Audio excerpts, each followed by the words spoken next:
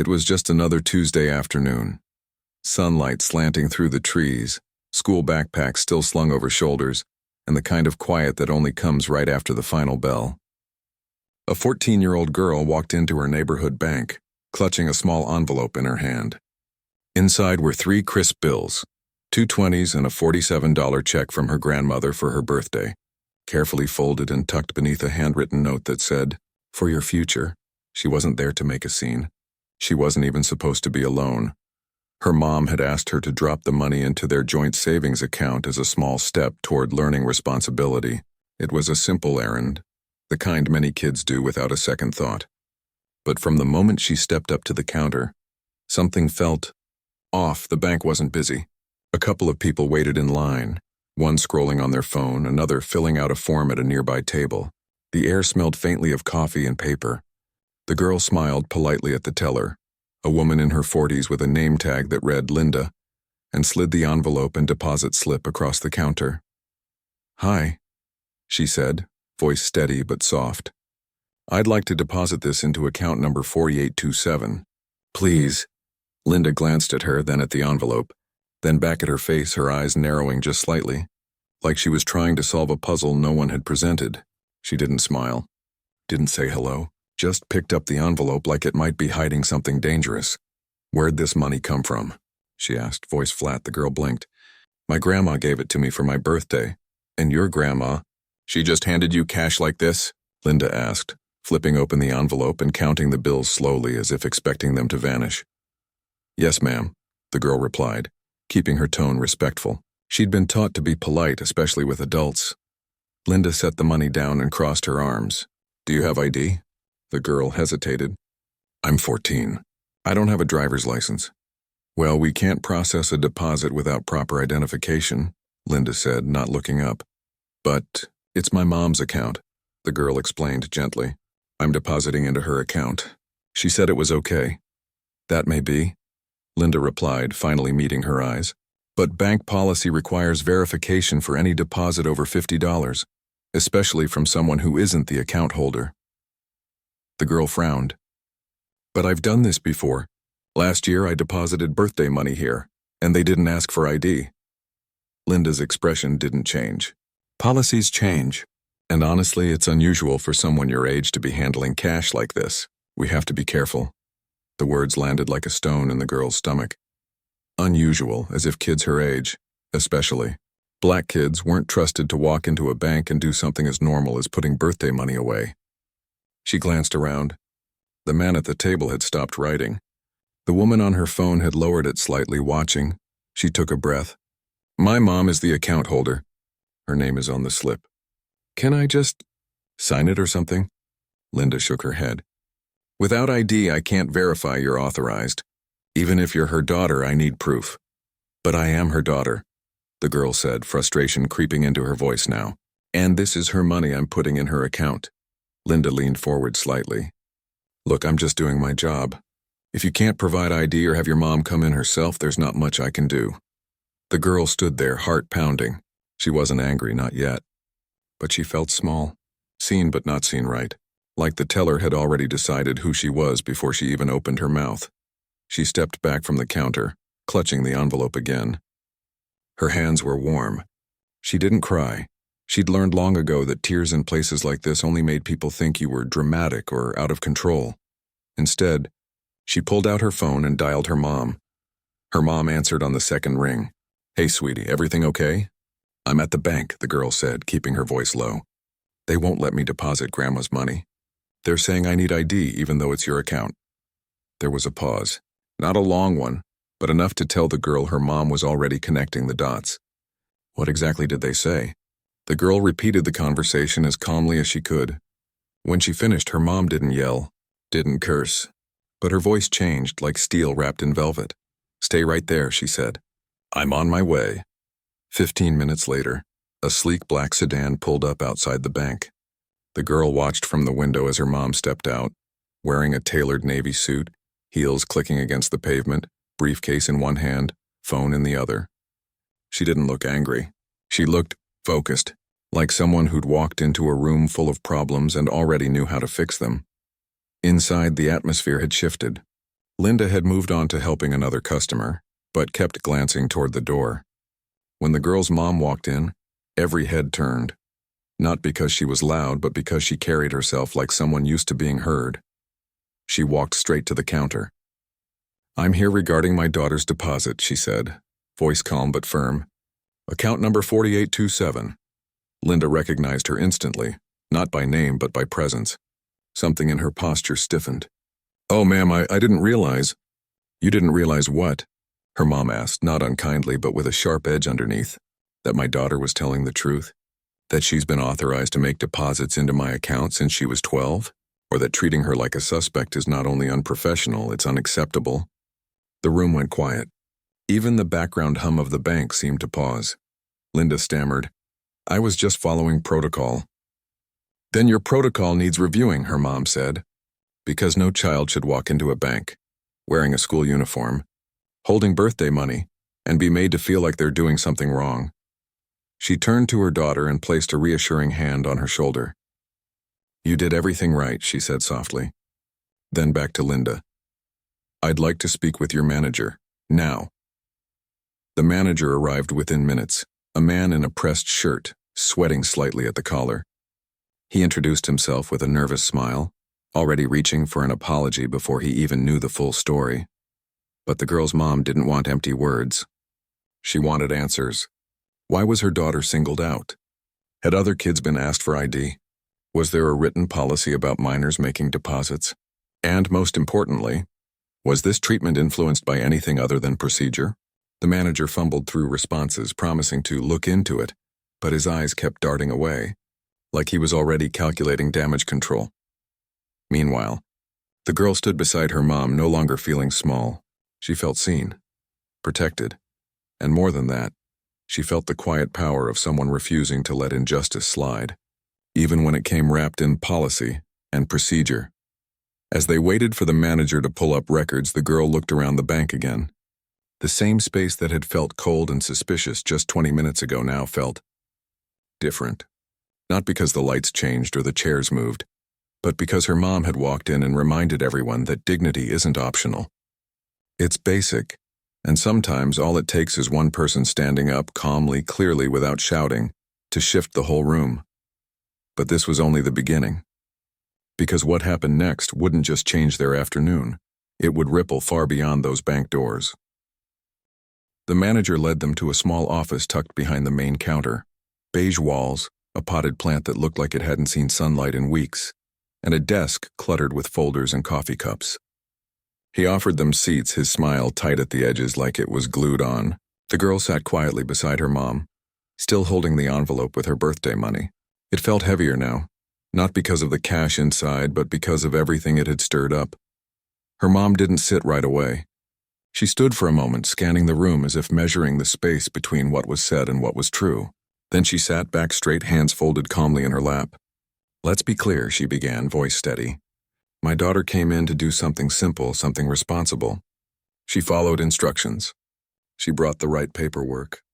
And instead of being helped, she was questioned like she was trying to pull a scam."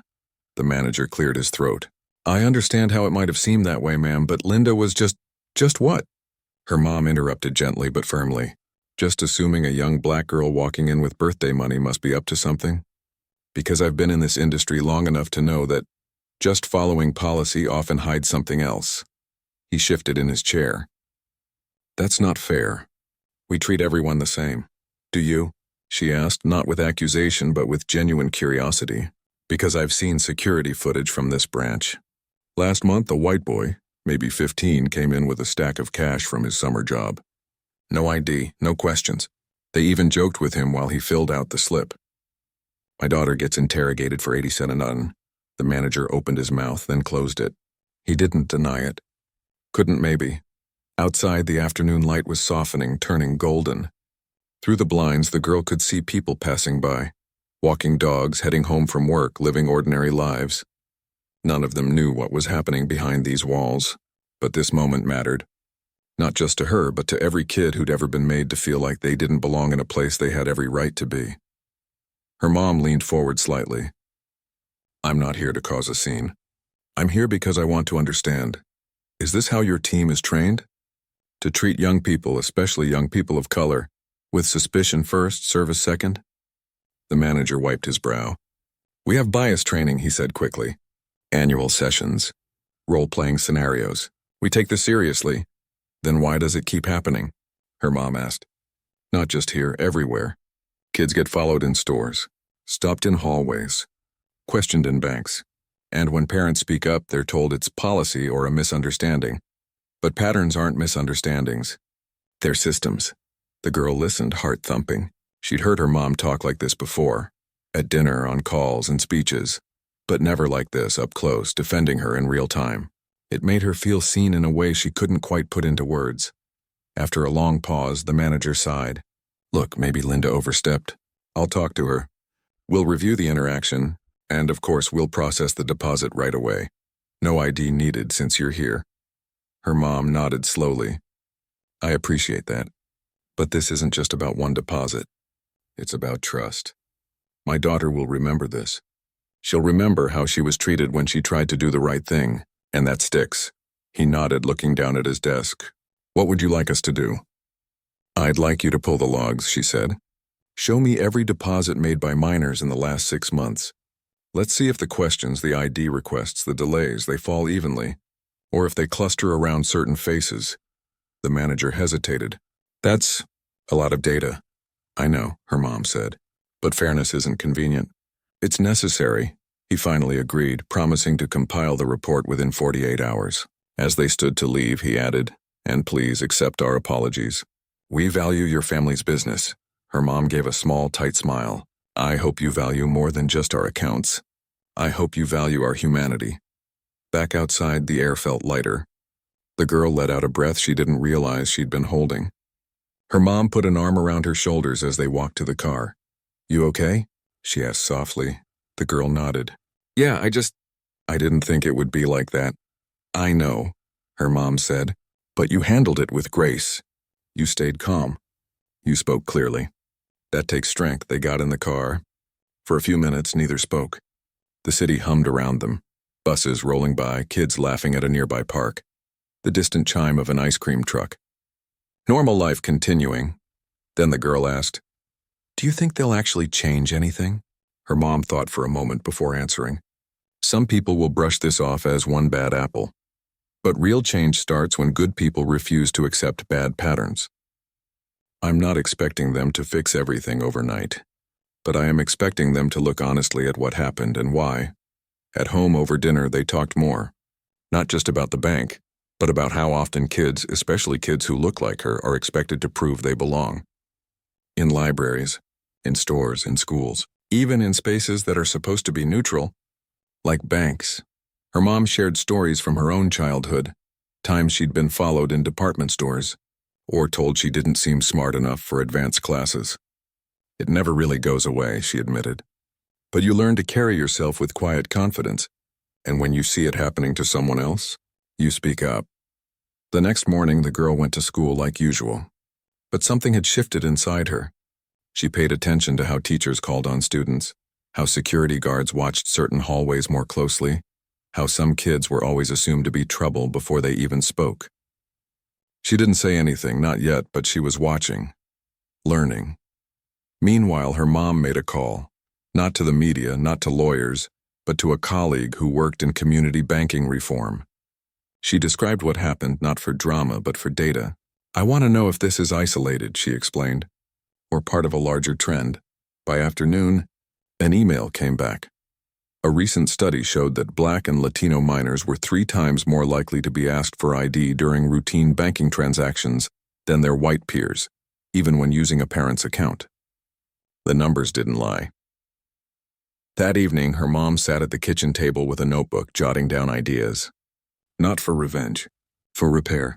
She drafted a proposal, a partnership between local banks and youth financial literacy programs, with built-in bias audits and customer experience reviews led by diverse community members.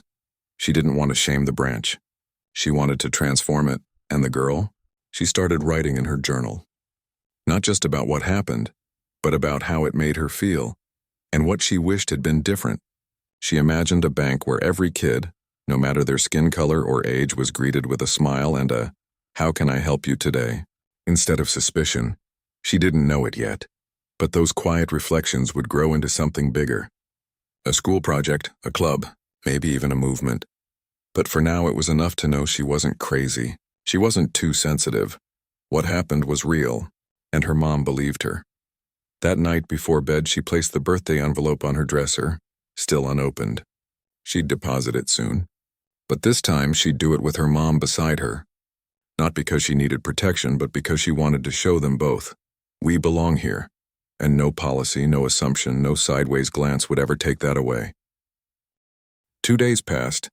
The deposit still hadn't been made. Not because they'd forgotten, but because her mom wanted to do it right.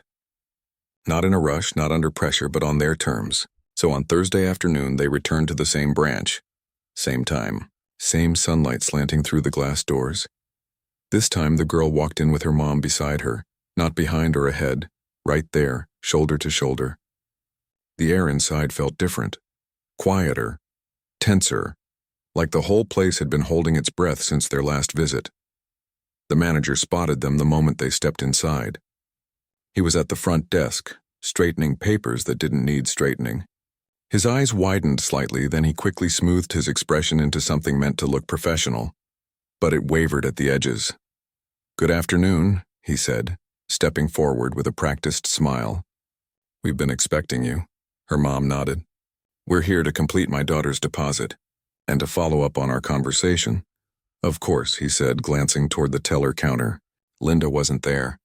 In her place was a younger woman with kind eyes and a name tag that read Tina. She gave them a warm, if slightly nervous, smile. The manager led them not to the back office this time, but to a small seating area near the window. 2 armchairs and a low table with brochures about savings accounts and home loans. It felt less like an interrogation room and more like a conversation space. Progress, maybe. He handed her mom a printed report. "We pulled all minor-related deposits from the past 6 months," he said, voice lower now, more serious.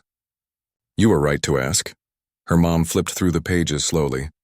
The numbers didn't shout, but they whispered loud enough. Out of 28 deposits made by teens under 16, 22 had been by white kids, only 6 by black or brown teens. And every single one of those 6 had been asked for ID. Not one white teen had been questioned about the source of their money. One had even deposited $300 in cash from a lawn mowing business. No receipt, no ID, no problem. She closed the folder. "So it wasn't just policy," she said quietly. "It was pattern," the manager swallowed. "I can't explain it," he admitted. "But I won't excuse it either." That honesty seemed to shift something in the room. The girl watched her mom's face soften, not in forgiveness but in recognition. He wasn't perfect, but he was trying to see. "Good," her mom said, "because seeing is the first step."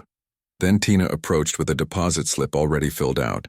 Account number 4827, amount $87, today's date. "Whenever you're ready," she said gently to the girl.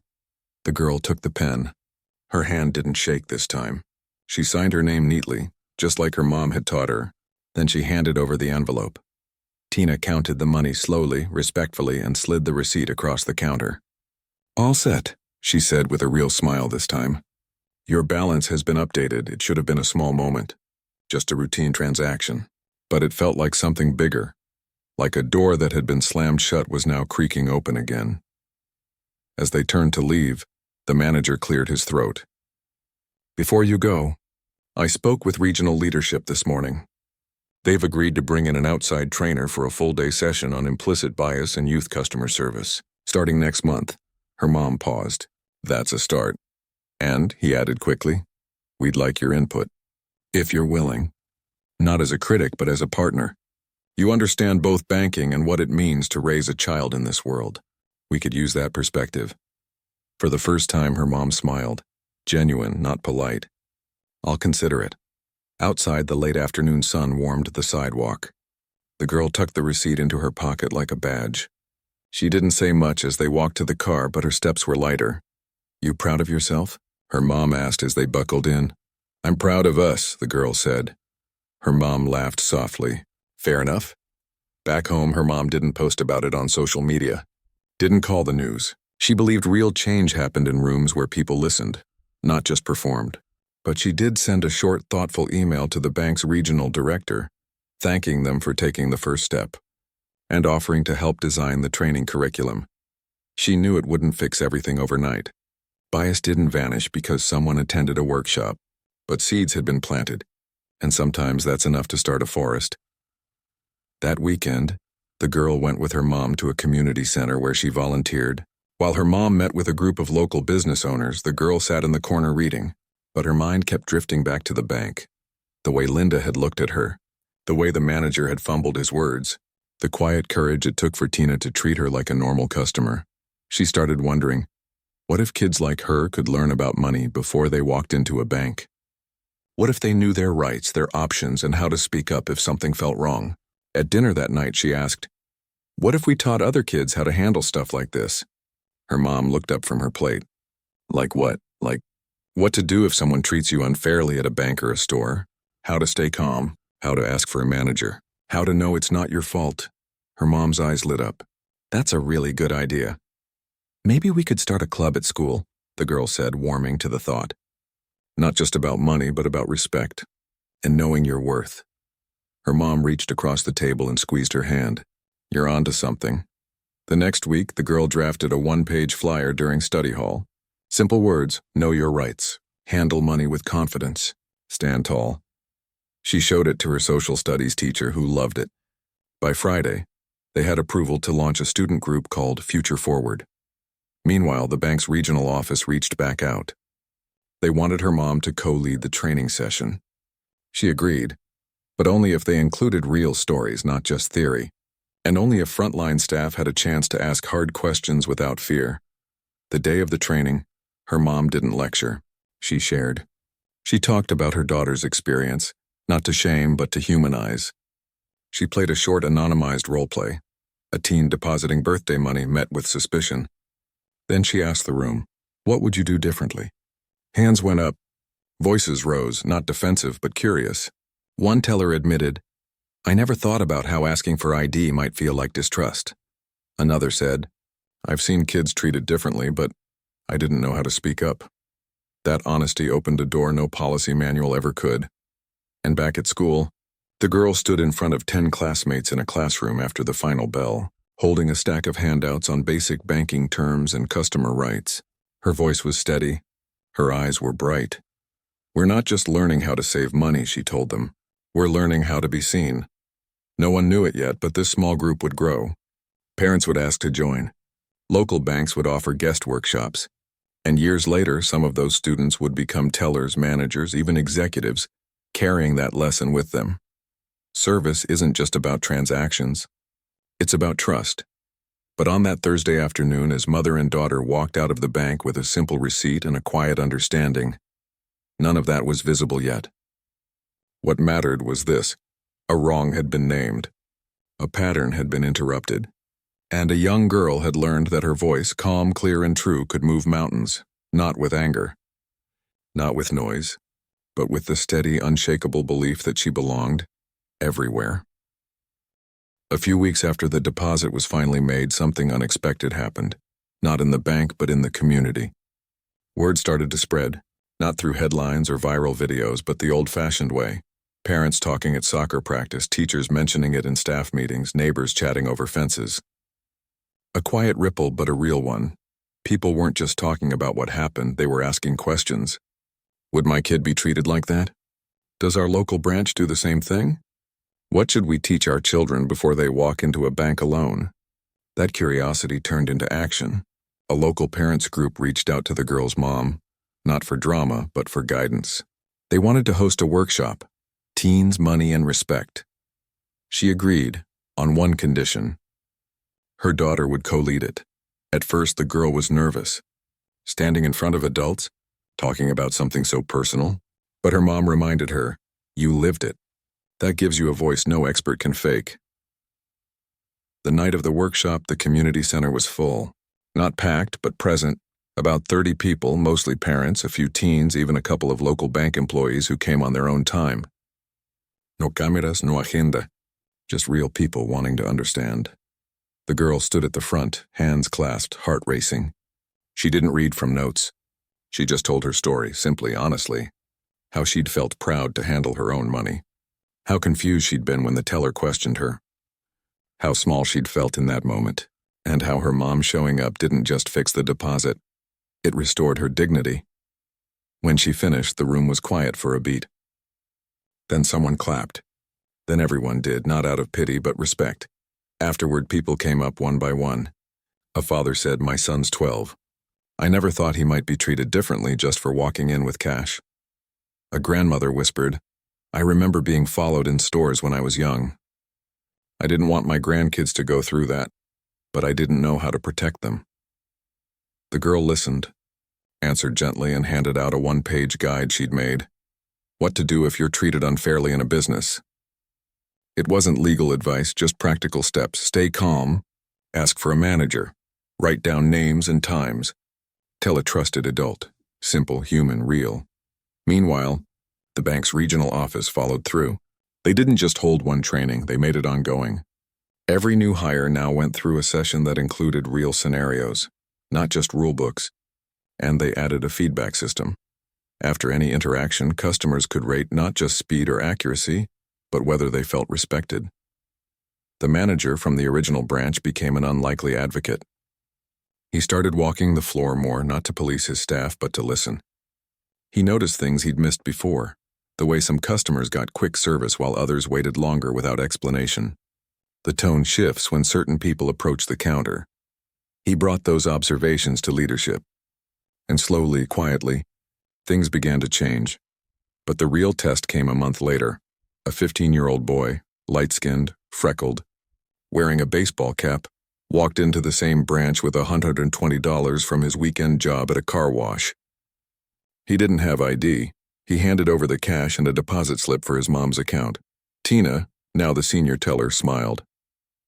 "Hey there, let me just verify the account number with you." She asked one clear question, processed the deposit in under 2 minutes, and handed him a receipt with a "Have a great day." No suspicion. No extra steps. Just service. Later that week, a black girl, about the same age as the first, came in with birthday money. Same uniform. Same envelope. Tina greeted her the same way. Same tone, same speed, same respect. No one made a big deal of it. That was the point. It was just normal. Back at school, the Future Forward Club was growing. They'd moved from one classroom to 2. They invited a local credit union rep to explain how savings accounts work. They practiced role-playing. What if someone says you look too young to be here? What if they ask where your money came from? The kids weren't being taught to be defensive, they were being taught to be confident. The girl who started it all found herself answering questions not just from classmates but from younger students too. A 6th grader once asked, "What if I'm scared to speak up?" She thought for a moment and said, "You don't have to be loud, just clear, and always tell someone you trust." Her mom watched all this with quiet pride. She hadn't set out to start a movement. She just wanted her daughter to be treated fairly. But sometimes fairness spreads like sunlight. Once you open the blinds, it fills the whole room. Then came the invitation. The regional bank leadership asked her mom to join an advisory council, a small group of community members, educators and financial professionals tasked with reviewing customer experience policies across all branches in the area. She accepted, but again, with conditions. The council had to include youth voices, not just as tokens, but as equal partners. So the girl joined too, sitting at a long table with executives twice her age, sharing what it felt like to be on the other side of the counter. At first, some adults spoke over her or used jargon she didn't understand, but she held her ground. "Can you say that in plain words?" she'd ask. Or, "That sounds good on paper, but how does it feel in real life?" Those questions changed the tone of the meetings. Policies started including phrases like "assume good intent" and "prioritize dignity over procedure."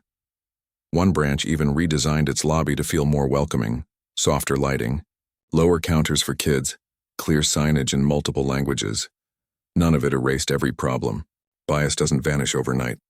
But the culture was shifting, from suspicion to service, from rules to relationships, and through it all the girl kept learning. She opened her own savings account, started tracking her spending in a notebook, even gave a short talk at a city youth summit about money and respect. She wasn't an activist in the loud sense. She was something quieter, and maybe more powerful, a witness who chose to speak, and a student who chose to lead. Her mom, meanwhile, began mentoring other professionals, especially women of color in finance, on how to navigate spaces that weren't built for them.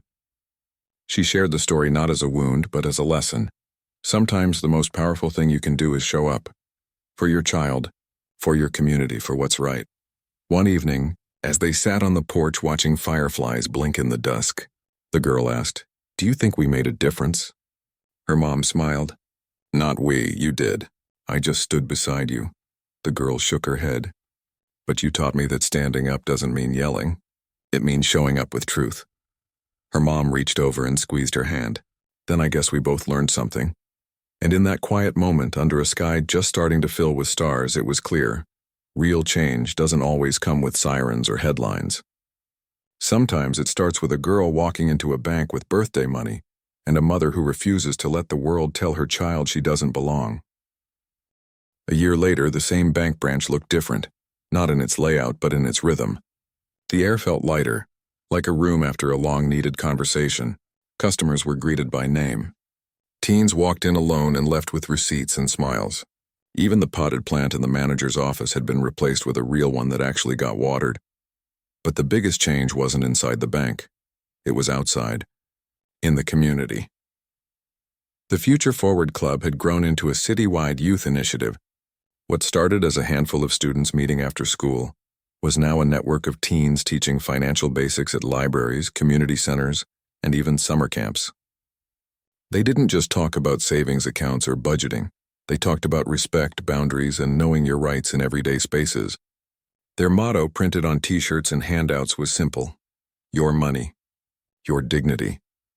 The girl who'd once stood nervously at the counter now stood confidently in front of crowds, not as a victim, but as a guide. She'd learned that sharing your story isn't about blame. It's about building bridges so others don't have to cross the same rough ground alone. Her mom, meanwhile, had helped shape a new regional standard for customer service in banking, one that didn't just check boxes for compliance, but measured how people felt during their visit. Surveys now included questions like, "Did you feel respected?" and "Would you bring your child here?" The results were shared with staff monthly, not as criticism, but as a mirror. And the most surprising shift? The teller who'd questioned the girl that day, Linda, hadn't quit or been fired. Instead, she'd asked to sit in on one of the bias training sessions. Not once, but 3 times.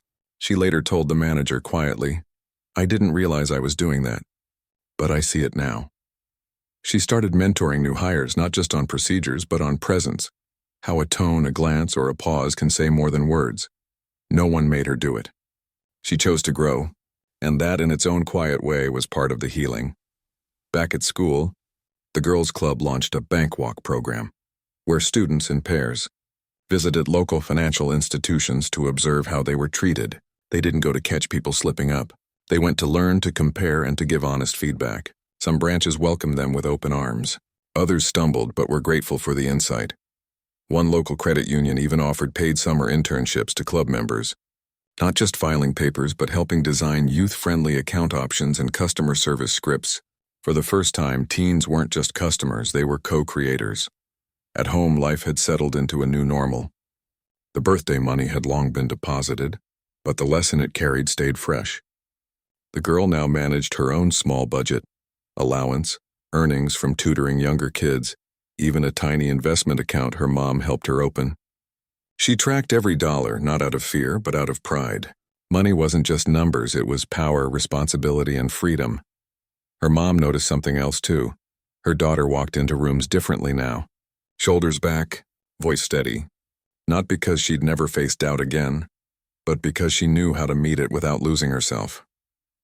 One spring afternoon, they got an unexpected email. A national nonprofit focused on economic equity had heard about their story, not from news reports, but from a teacher who'd attended the community workshop. They wanted to feature the Future Forward model in a toolkit for schools across the country. The girl read the message twice. "Do we say yes?" she asked. Her mom smiled. "Only if you're comfortable." This was never about fame. It was about fairness. "I'm okay with it," the girl said, "as long as we keep it real. No exaggerations, Just what happened and what's possible, so they agreed. But they insisted the toolkit include voices from the bank staff too, and the students and the parents. Because real change isn't a solo act, it's a chorus. Months later, at a quiet education conference in another city, the girl stood on stage, not under bright lights, but in a sunlit room full of teachers and youth workers. She didn't wear a suit, just jeans, sneakers, and a future-forward t-shirt. She told her story in 10 minutes, then opened the floor for questions. A woman in the back raised her hand.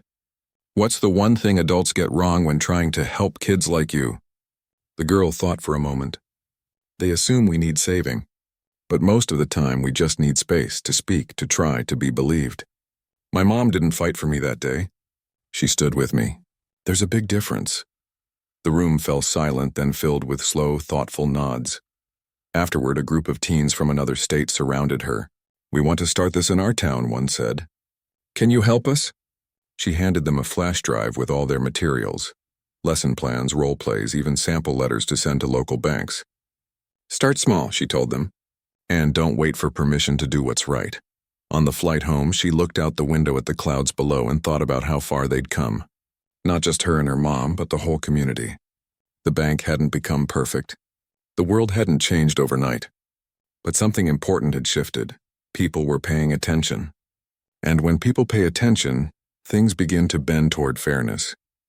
Back home, she found a letter in the mailbox. It was from the original branch manager, handwritten on bank letterhead. Inside, he thanked her, not for exposing them, but for giving them a chance to do better. He included a photo, the staff all wearing Future Forward pins during customer service week. She taped it to her bedroom wall, next to her savings tracker and a quote she'd written herself. "Dignity isn't given.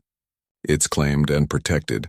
Years later, when she graduated high school, she chose to study public policy, not because she wanted to run for office, but because she believed systems should serve people, not the other way around.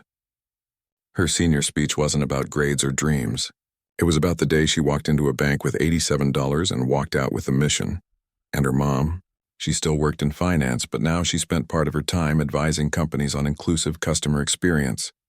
Not as a consultant, but as a parent who'd seen how small moments shape big lives. They never sought revenge. They never demanded punishment. They simply asked, "Can we do better?" And when the answer came, slow, stumbling, but sincere, they helped build the path forward. Because in the end, the story wasn't really about a deposit. It was about a daughter learning her worth, a mother choosing to show up, a community deciding that fairness isn't optional, and a quiet truth that echoes louder than any headline. When you treat a child with respect, you don't just honor them, you change the world, one interaction at a time.